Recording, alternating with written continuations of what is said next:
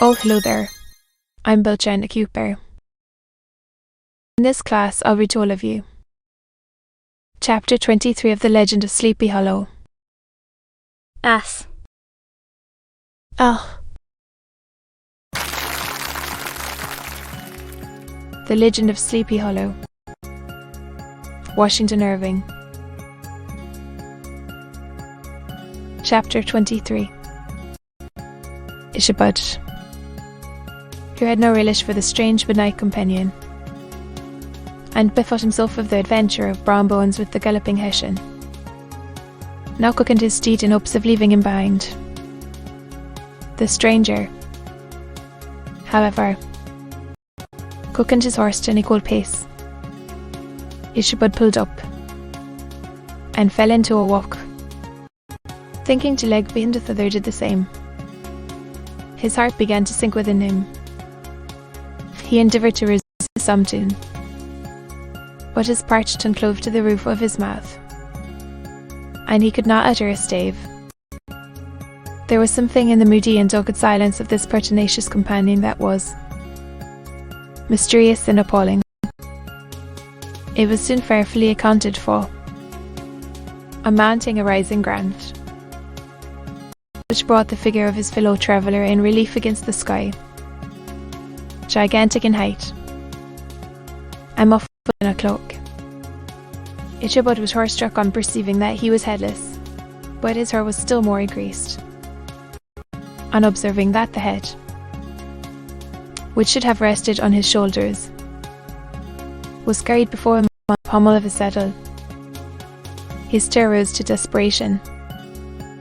He rained his sharp kicks and blows upon Gunpowder, hoping by a sudden movement to give his companion the slip. But the spectre started full jump with him. Away.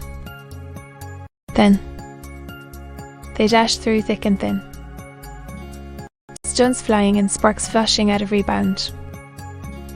Ichabod's flimsy garments fluttered in the air as he stretched his long lank body away over his horse's head. In the eagerness of his flight, they had now reached the road which turns up to Sleepy Hollow.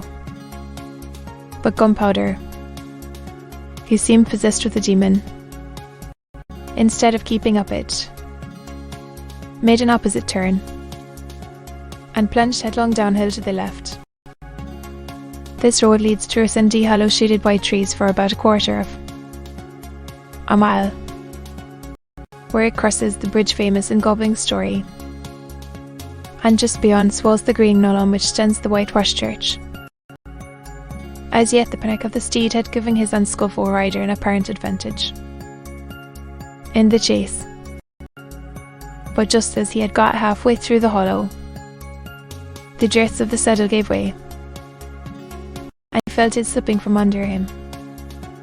He seized it by the pommel and endeavoured to hold it firm, but in vain, and had just time to save himself by clasping old Gunpowder round the neck, when the saddle fell to the earth, and he heard it trampled underfoot by his pursuer. For a moment the terror of Pathfinder's wrath passed across his mind, for it was his Sunday saddle. But this was no time for petty fears. The goblin was hard on his haunches, and unskilful rider that he was, he had much to do to maintain his seat, sometimes slipping on one side, sometimes on another, and sometimes jolted on the high ridge of his horse's backbone, with a violence that he verily feared would cleave him asunder. To be continued.